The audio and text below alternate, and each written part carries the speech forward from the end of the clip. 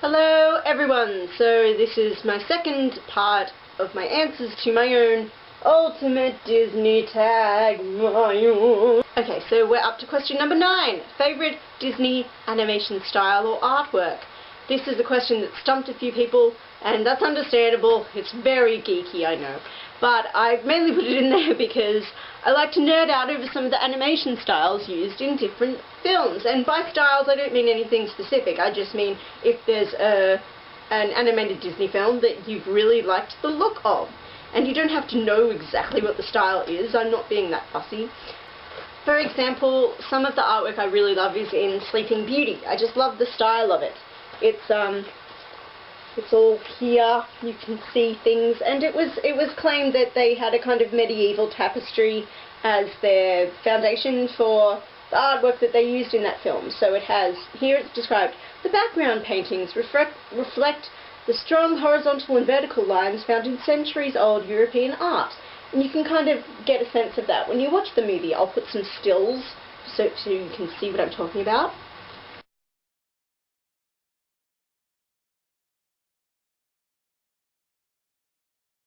I love the feel of Sleeping Beauty, and I think it works really well for the overall tone of the film and also the rough time period in which it's set. I also really liked the artwork in Pocahontas, for example, mainly just in the colours of the wind. That one sequence I think was really gorgeous. The way they used the colour schemes in that film in particular, I think it evoked a really fantastic atmosphere, so I love those. I'm a fan of much of the artwork in a lot of the Disney films, but those were just a few that I wanted to mention because I geek out over them because I'm nerdy like that.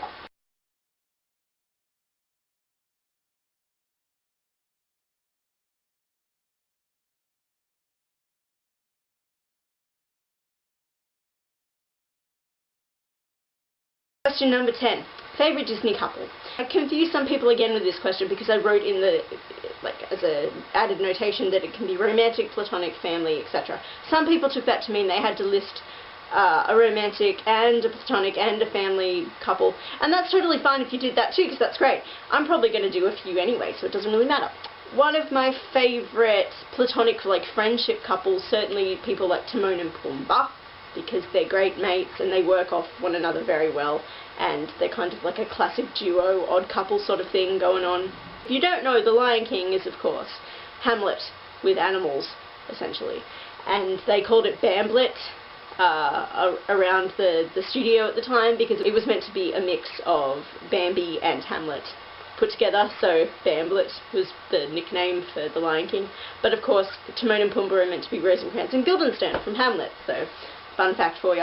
I love Cusco and Pacha in The Emperor's New Groove. Again, very much an odd couple and an unlikely friendship that takes a long time to form. They have to overcome lots of differences and personality clashes to become friends, but they end up great mates. Romantic couples, I like Meg and Hercules actually, because it's somewhat unconventional because Meg sort of has the upper hand for most of that relationship and in most elements in that relationship, which I think is interesting. I really like that they gave Meg a romantic backstory where she's already had relationships with other people. It's really rare to find that, especially not in your female characters within the Disney canon, that they've, this isn't their first love, this isn't their first romantic experience, they've been with other people, so I like that Meg had that to bring into the package, so she carried some baggage with her, and that informed how she behaved around Hercules at first, but then they overcame that and they were happy and stuff, and I think that was really sweet, and I like that it was a slightly different take on things there. Lady and the Tramp are a fantastic romantic couple. They're so sweet and adorable, and I love them very much. Mary Poppins and Bert, and I like them because they're a couple that kind of defies a label. They're more than friends, and they're kind of partners, like working together alongside one another.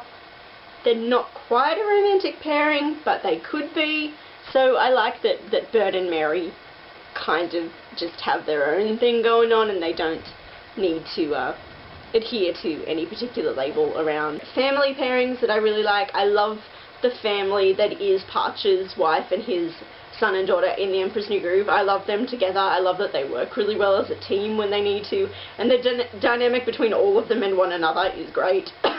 Father-son dynamic you can't overlook within Disney is Pinocchio and Geppetto, because it's the sweetest gosh darn thing ever. Favourite Disney voiceover artist, again I'm showing my geeky side here, but I've had a huge crush on Jodie Benson for years and years and years, mainly because I grew up of course loving The Little Mermaid and all the songs in The Little Mermaid, and because such a deal is made of Ariel's voice in that film, you kind of have to love or hate it, her singing voice. And I grew up thinking it was brilliant and it was everything I wanted to be able to do with my own singing. So I came to know that it was Jodie Benson and just loved her, and loved her all the more for the fact that she was somewhat substantially older than her character is meant to be, and yet she renders the voice of a teenage girl so well, and continues to be able to do so. I mean, they've made 2 sequels to The Little Mermaid, I believe, and a rather long-running TV series as well, and she's still always voiced, Jodie Benson has always voiced Ariel, no matter, she'd be in her 40s at least now, and she still renders that voice so perfectly, and how the hell do you do that? So, it's flawless, and also she's just a beautiful singer. Also, she was on Broadway. That's what I love about Disney, is that a lot of the time with the female artists in particular for the singing roles, they've acquired Broadway talent. Lea Salonga, who is known as a Tony Award winner for Miss Saigon, she was the singing voice of Jasmine and the singing voice of Mulan, so she's become really well known for some Disney canon music material. Judy Kahn, who was in Les Mis and other stuff, she was Pocahontas. Paige O'Hara, who was the voice of Belle in Beauty and the Beast, also a Broadway person. Fun fact, Enchanted, the 2007 live-action Disney film, if you look hard, there are the voice actresses of 3 Disney princesses featured in that film. You've got to listen and look really hard. One of them in particular is literally only on for maybe 4 seconds. If you're a big Disney geek and you really know your voice artists, then you'll be able to spot them. There's music cues in the background as well, hinting as to which Disney princess it is. Favourite Disney franchise. Now, I've really broadened this term since I gave the definition when I put the questions up, so I apologise for this, but I've realised the scope of what a franchise could actually mean. So I don't get behind the Disney princess thing all that much, because I think a lot of the time, A, they're not racially inclusive with the Disney princesses, and B, they put princesses who aren't princesses into the franchise, so it doesn't make sense. They've got people like Mulan in there when they try to be racially inclusive, good on them, but Mulan is not a princess at all. Not even close. She's a warrior hero girl, but she's not a princess. They usually have a tendency to leave out people like Tiana and Pocahontas, both of whom are legit princesses, so they count. Seems to always be the same standard 3 or 4 princesses that they put everywhere. They put Cinderella, Sleeping Beauty, Belle, and Snow White. Sometimes, if they're feeling really generous, they'll put Jasmine in there. Usually not. So I take issue with the Disney Princess franchise a lot of the time. I think this counts as part of the franchise, if you like, but all of the stage musical adaptations of the films. So you've got The Lion King on stage, Beauty and the Beast. The Hunchback of Notre Dame, I believe, has actually been on stage in Germany. I wish it would do international rounds, because I would totally go and see that. Aida, which was an original Disney musical. Well, I say original, they took it obviously from the opera, but made their own music out of it. And more recently, we've had The Little Mermaid on stage. And the reason I love these stage adaptations isn't just because it's the joy of seeing them put onto stage, so they're larger and brighter and bigger and whatnot, but I've loved the inclusion of some of the original songs that they put in for these stage adaptations. I've loved a lot of the original material actually that was inserted into The Little Mermaid, which I didn't think I would, but If Only, which is the quartet between King Triton, Ariel, Eric and Sebastian. I freaking love that song. Beauty and the Beast, obviously, it's got If I Can't Love Her, which is the Beast solo number, and it's brilliant. The Lion King stage musical has probably been the most successful of all of them, and I saw that in Sydney and it was fantastic, getting to see all the animals and stuff. And He Lives in You is probably my favourite song from that, which is Mufasa's song.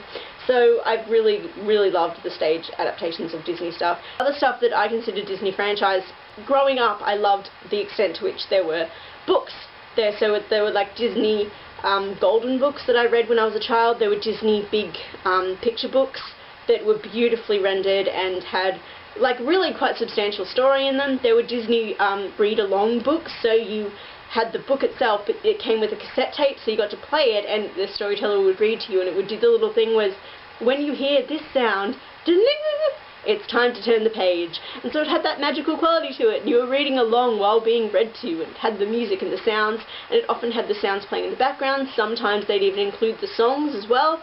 So it was brilliant, and it was a great reading experience, so I loved all the kind of Disney books you could get when you were little. Favourite Disney TV show? Okay, I've got quite a few. Growing up in Australia, we had on Saturday mornings, Saturday Disney, and it was a children's program in the morning. I think it ran from something like 7 through till 11 or something like that, and it was all Disney themed shows, and in between there were like little sketches and stuff because there were hosts on it, and I was a huge Saturday Disney fan, and many of the shows that are listed here used to air in the morning on that program. So I loved Adventures of the Gummy Bears when I was little. I loved the Gummy Bears. I thought they were awesome. I loved DuckTales because DuckTales usually included Huey, Dewey and Louie, and I loved the triplets.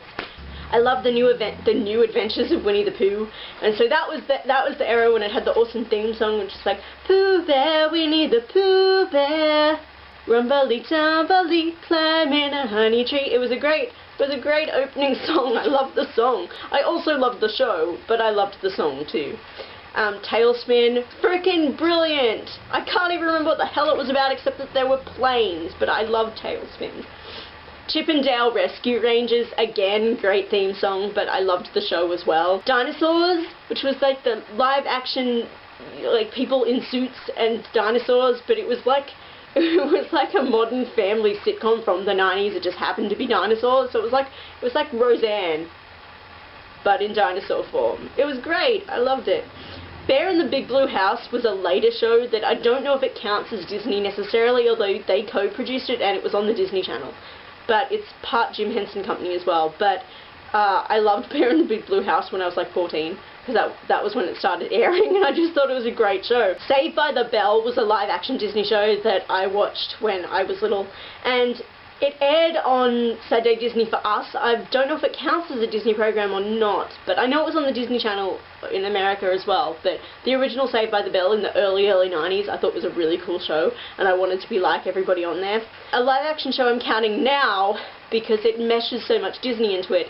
It's on ABC, but that company is owned by Disney. I really do think it counts, and that is Once Upon a Time. I've got my review of season 1, I'll link that in the doobly-doo, but I'm a big fan of Once Upon a Time. There's tons of, you've got all the illusions of Belle being Belle in the Beauty and the Beast episode, and all the outfits are there. There's visual illusions with different characters and homages in the background and little in-jokes and stuff, so yeah, that's certainly, I think, Disneyfied enough to count. Question number 14 is favourite Disney mascot, and in case you can't tell, it's the original and the best. It's Mr. Mickey Mouse. I love him. I love that he's kind of become the icon of the entire Disney franchise, really. At the end of the day, it belongs to Mr. Mickey. And look, I even have a cup that details his evolution while he's dreaming about himself. And I think in terms of narcissism, if there's one figure who can get away with dreaming about himself, it's Mr. Mickey. Just look at him. How can you not love that guy? Oh, Mickey, you're awesome. I just think he's an excellent leader. I love his charisma. He's always jolly. He's always optimistic, even when things are going bad. He's very loyal to his friends, and he's a fairly honest guy, I think. I mean, all this time, yes, he still hasn't married Minnie, to my knowledge, but they're living separately. If you go to Disneyland, they live next door to one another, not together, because it's the honourable thing to do if you're not married, as a mouse, I think. Question number 15. If you could match any two villains against one another, who would they be, why, and who do you think would win? I would love to match Maleficent and Jafar against one another, ultimately because they're my two favourite really stylish Disney villains, and I don't think either would win. I think a romantic alliance or pairing would actually be formed out of that. And I would really like to see that happen, because I think they could actually make one another quite happy. They could be together in this admittedly twisted, slightly sinister pairing. I think they wouldn't need to wreak havoc upon other people. The final question, question number 16 of my Ultimate Disney Tag, is your favourite Disney crush. I've had several Disney crushes, as I've mentioned in the past. I went through my thing with redheads, so that included Peter Pan, and Pete from Pete's Dragon, and Robin Hood, who was a fox. Then when I was 7, I was in love with Aladdin for a while there. I think that I still rank Prince Eric from The Little Mermaid as the handsomest of the Disney animated princes.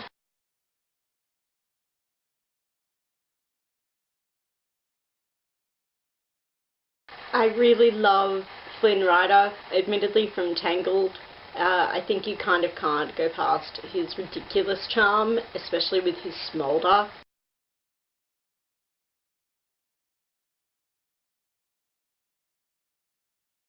In terms of live-action Disney people that I've loved, I love James Marsden, obviously, as Prince What's-His-Face from Enchanted, because it's James Marsden, and he's charming and beautiful, and he has his dimples and his gorgeous singing voice, and he's just such a lovable doofus, so I think that he remains my favourite live-action Disney crush in terms of the guys. My female Disney crushes, I still love Esmeralda. I think she's hot as, and really awesome, and she's a great dancer, and she's sassy.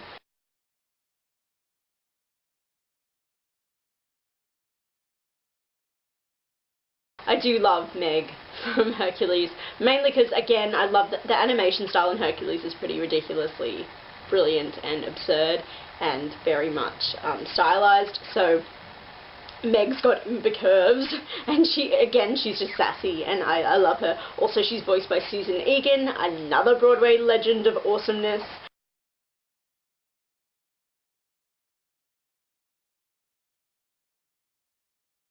Live action Disney crush would actually probably have to go to Amy Adams as Giselle in Enchanted, because she's so adorable. Thank you very much for watching part 2 of my Ultimate Disney tag, and if you've not partaken in this tag, please feel free to do so. Spread the Disney love around, and Pixar questions will be coming up very soon. Okay, that's all for now. Bye everyone, Disney love! Yay!